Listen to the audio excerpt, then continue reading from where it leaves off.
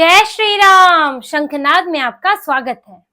इधर कांग्रेस दिल्ली में न्याय यात्रा निकाल रही है तो उधर अरविंद केजरीवाल की बेचैनी बढ़ रही है।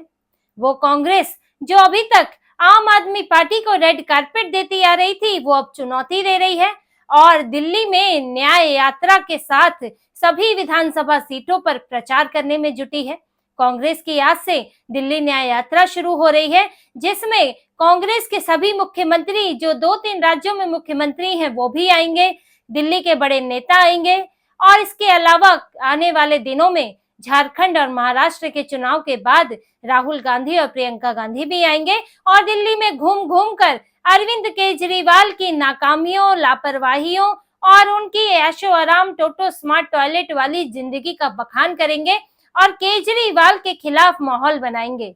अब ये जानकर अरविंद केजरीवाल जो है वो बेचैन है, परेशान है, क्योंकि अरविंद केजरीवाल पहली बार दिल्ली में त्रिकोणीय मुकाबले का सामना करेंगे। अभी तक अरविंद केजरीवाल ने दिल्ली के चुनाव में सिर्फ एक ही पार्टी का सामना किया है, भले ही वो कांग्रेस हो या बीजेपी हो, और वो भी उन स्थितियों में सामना किया है जब सामने वाली पार्टी जो है कमजोर है, उसके खिलाफ एंटी इनकम्बेंसी है या उसका संगठन कमजोर है। ये पहली बार होगा अरविंद केजरीवाल के लिए जब वो दिल्ली में त्रिकोणीय मुकाबले में होंगे। कांग्रेस भी है, बीजेपी भी है और दोनों ही इस बार पूरी ताकत से उतर रही हैं और बीजेपी ने अपना संगठन भी यहाँ पहले से कहीं ज्यादा मजबूत किया है। अब अरविंद केजरीवाल के लिए ये सबसे कठिन लड़ाई होने वाली है। पिछले चुनाव जितने भी चुनाव उन्होंने दिल्ली में लड़े, एक में 47 दिन की सरकार चलाई, 2 में 5-5 साल की सरकार चलाई और यहाँ पर नए नए आंदोलन करके आए हुए थे, लोग उनको जानते नहीं थे।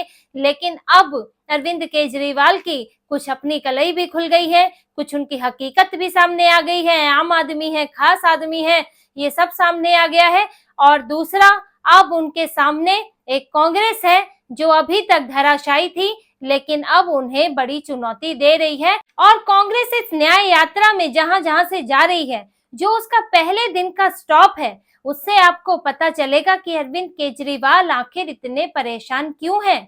कांग्रेस के नेता राजघाट से यात्रा शुरू करके सबसे पहले कहां रुकेंगे? पुरानी दिल्ली में। कहां जाने वाले हैं?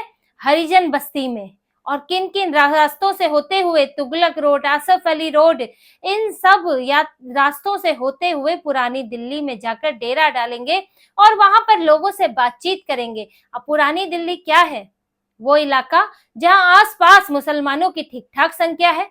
हरिजन बस्ती है जहां पर आम आदमी पार्टी का जो है SC ST वोट रहता है, जिनको अरविंद केजरीवाल ने फ्री बिजली पानी के सपने दिखा दिखा कर जो है वोट हासिल किए हैं। तो अरविंद केजरीवाल के दोनों वोट जो हैं, एक मुस्लिम वोट और एक झुग्गी झोपड़ियों का वोट जो अरविंद केजरीवाल को मिलता है, उन दोनों को कांग्रेस ने पहले ही दिन टारगेट कर दिया है और ये संकेत दे दिया है कि वो इसी में ही सेंध लगाएगी।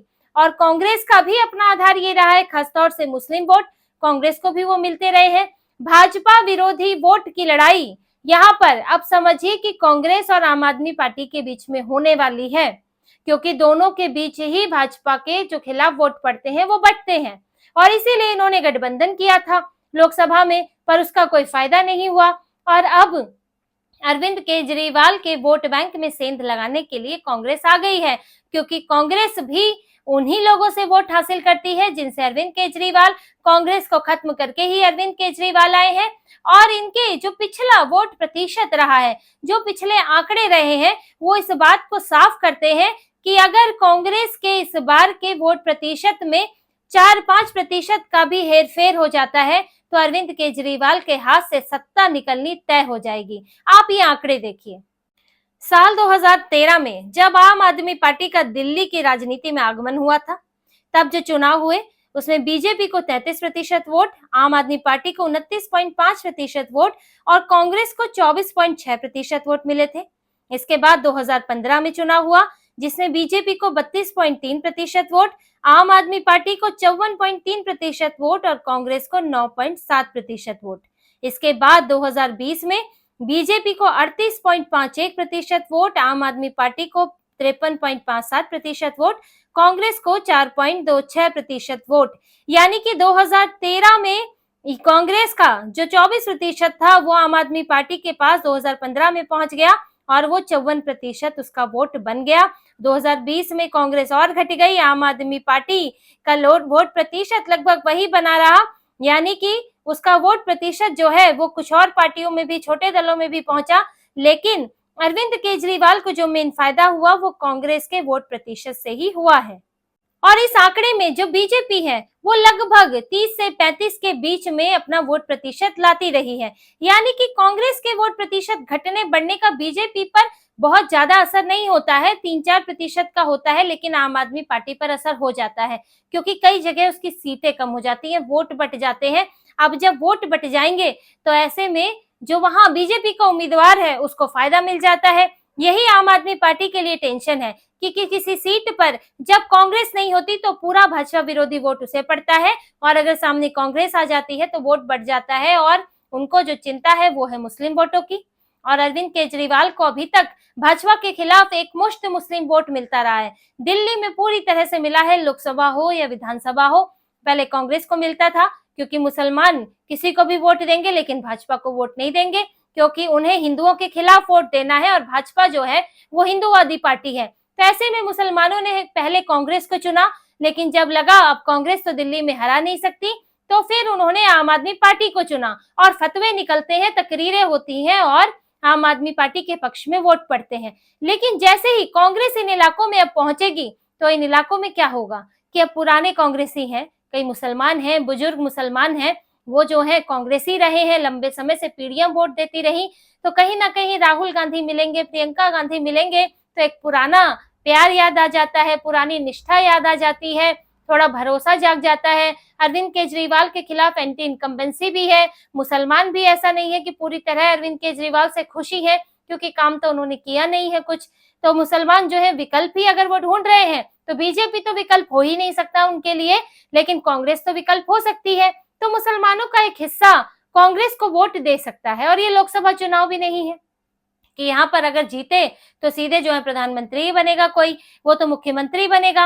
और कांग्रेस को सत्ता से गए बहुत साल भी हो गए, अब कांग्रेस का पिछला किया भी मिट गया है, लोग भूल गए हैं। तो ऐसे में कांग्रेस जो है अब एक नई शुरुआत करने की तैयारी में है, मुसलमानों के बीच तो जाएगी ही, उनके इलाकों की क्या हालत है, वहां पर क्या सुविधाएं केजरीवाल ने वादा किया था, क्या दिया है, इन सब पर बात करेगी। और इससे अरविंद केजरीवाल का वहां पर जो आधार है वो कमजोर होगा, और कांग्रेस का वोट प्रतिशत अगर बढ़ता है, थोड़ी भी सेंध लगा पाती है, अगर जो अपना इसका 4-6% वोट है उसे 14-15 तक भी लेकर जा पाई तो उससे अरविंद केजरीवाल को बड़ा डेंट लगेगा।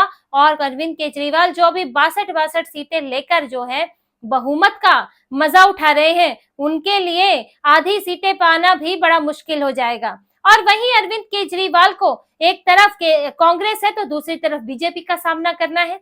बीजेपी जो कि इस वक्त पूरी ताकत लगाकर दिल्ली में जुटी हुई है, उसके नेता जो स्थानीय नेता है, उनके जो है अपने कार्यकर्ता और जो केंद्रीय नेता भी हैं वो भी दिल्ली में जुटे हुए हैं। अब उन्होंने एक नई स्ट्रैटेजी के साथ भी काम किया है, यानी कि स्थानीय मुद्दों पर चुनाव का फोकस करना, चाहे यमुना नदी में जाकर उसका झाग दिखा रहे हो अरविंद केजरीवाल को, वहां पर डुबकी लगाने की उनकी प्रतिज्ञा याद दिलवा रहे हो, या फिर कूड़े का पहाड़ दिखा रहे हो, तो अरविंद केजरीवाल को घेरने के लिए बीजेपी पूरी तरह तैयार है स्थानीय मुद्दों पर।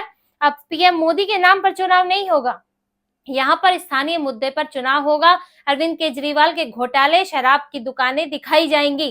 तो ऐसे में बीजेपी ने भी तैयारी कर ली है, और बीजेपी का एक सर्वे आया है जो कि अरविंद केजरीवाल के लिए और परेशानी को दोगुना कर रहा है। बीजेपी के अंदरूनी सर्वे में ये आया है कि विधानसभा में उसे 43% वोट करीब मिल सकता है। बीजेपी जो अभी तक अपना वोट प्रतिशत 35 के आसपास रखती आई थी, वो उसको 10 गुना बढ़ाने की लगभग स्थिति में आ सकती है। ये इंटरनल सर्वे में सामने आया है, क्योंकि लोकसभा चुनाव में भी जो यहाँ की करीब 52 विधानसभा है उसमें बीजेपी को बढ़त मिली थी, तो यहाँ बीजेपी के लिए अच्छे चांस हैं और वो 47 को 46% तक ले जाना चाहती है। अब आप देखिए कि अगर बीजेपी का वोट प्रतिशत बढ़ेगा और यहाँ से कांग्रेस का भी वोट प्रतिशत बढ़ेगा तो फिर अरविंद केजरीवाल का वोट प्रतिशत यानी कि उनको मिलने वाली सीटें घटनी लगभग तय है। और बीजेपी ने इसके अलावा जो बीजेपी हरियाणा में, महाराष्ट्र में जो तरीका अपना रही है, यानी कि बीजेपी और आरएसएस मिलकर अब जो है ग्राउंड पर काम कर रहे हैं। हरियाणा में ये हुआ, महाराष्ट्र में ये हुआ और अब आने वाले दिनों में दिल्ली में भी होने वाला है। महाराष्ट्र और झारखंड के चुनाव के बाद आरएसएस के कार्यकर्ता दिल्ली का रुख करेंगे और दिल्ली के चुनाव में भी अभी कई महीने बाकी हैं। जैसे कि हरियाणा में 15-15 हजार सभाएं की गई थी मोहल्लों मोहल्लों के अंदर, और तब जाकर बीजेपी जो है कांग्रेस के नैरेटिव को काट पाई थी। जो गलत नैरेटिव संविधान को लेकर, जातियों को लेकर फैलाया जाता है, उस नैरेटिव को काटने में सफल हो पाई थी। अब दिल्ली में भी यही करने की तैयारी है कि आरएसएस का फिर फोकस जो है यहाँ दिल्ली में होगा, और इसी चिंता में अरविंद केजरीवाल है, इसीलिए पदयात्रा पर पदयात्रा निकाल रहे हैं, खुद निकाल रहे हैं। और मनीष सिसोदिया को भी साइड कर दिया। वो ये चाह रहे हैं पूरी दिल्ली में घूम घूम कर मैं अपना चेहरा रटवा दूं, लोगों के जहन में अपना चेहरा चिपका दूं, ताकि वो ईवीएम में झाड़ू की जगह मैं ही दिखाई दूं और वो जाकर बटन दबा दें। अपने नाम पर चुनाव लड़ रहे हैं, अपने विधायकों के ऊपर जो है ठीकरा फोड़ रहे हैं, उनके विधायकों की भी नाराजगी चल रही है। अरविंद केजरीवाल ने अभी तक के चुनाव में पार्टी के अंदर की नाराजगी भी नहीं झेली थी, लेकिन इस वक्त हालात ये है कि उनके करीब 35 से 40 विधायक भी उनसे नाराज है, क्योंकि उनके टिकट कटने का डर है एक तो, दूसरा अरविंद केजरीवाल जो है अपनी छवि चमकाने के लिए उन्हें बदनाम कर रहे हैं कि मेरे मंत्री ने गड्ढे जो है वहां गड्ढे खुदवा दिए, सड़क साफ नहीं की, मेरे विधायक ने ठीक से काम नहीं किया, घर घर जाओ, माफी मांगो, लोगों से समस्याएं सुनो, आपके 10 साल होने का फायदा क्या कि अब भी लोगों की अगर समस्याएं हो तो अरविंद केजरीवाल से पार्टी से भी उनको चुनौती है कि कांग्रेस भी उनके लिए चुनौती बन रही है, और यह बीजेपी ने भी बहुत बड़ी उनके लिए परेशानी खड़ी की हुई है। तो अरविंद केजरीवाल कई मुश्किलों में घिरे हुए हैं, और ये दिल्ली न्याय यात्रा तो अरविंद केजरीवाल को खास तौर से चोट पहुंचाएगी, क्योंकि कांग्रेस जो है अभी और मुस्लिम इलाकों में जाएगी। पूरा रूट उसी तरह से तैयार है। वैसे तो पूरी 70 विधानसभाओं में जाना है, लेकिन उन इलाकों में कांग्रेस ज्यादा ठहरेगी, बड़े नेता वहां ज्यादा पहुंचेंगे, जहां पर उसे लगता है वो अपने पुराने वोट बैंक को जिंदा कर सकती है, जहां कांग्रेस का स्ट्रांग होल्ड रहा है, और उसमें मुस्लिम इलाके जो है खास तौर से हैं, क्योंकि कांग्रेस भी तुष्टीकरण करने वाली पार्टी है और शुरुआत ने दिखा दिया है। पहला स्टॉप जहां है वहां ही बहुत कुछ कहता है। और अरविंद केजरीवाल अभी तो पंजाब में है, कोई बहुत बड़ा डिनर भी कर रहे हैं, जिसके वीडियो भी आजकल चल रहे हैं कि वो कितने आम से कितने खास हो गए हैं, कि बड़ा रॉयल डिनर कर रहे हैं कई लोग के साथ, बड़ी सी टेबल पर बहुत सारा खाना रखा हुआ है। लेकिन अरविंद केजरीवाल की नींदें उड़ी हुई है, और पंजाब से वो जल्द से जल्द भागे भागे दिल्ली आना चाहते हैं, ताकि इस न्याय यात्रा के साथ साथ वो अपनी पदयात्रा भी चालू रख सके और दिल्ली में किसी तरह इस चुनाव में अपनी इज्जत बचा सके। तो इसी तरह की और खबरें और विश्लेषण आपके लिए लाते रहेंगे। हमसे जुड़े रहिए, सब्सक्राइब कीजिए, कमेंट कीजिए। बहुत बहुत धन्यवाद। जय श्री राम।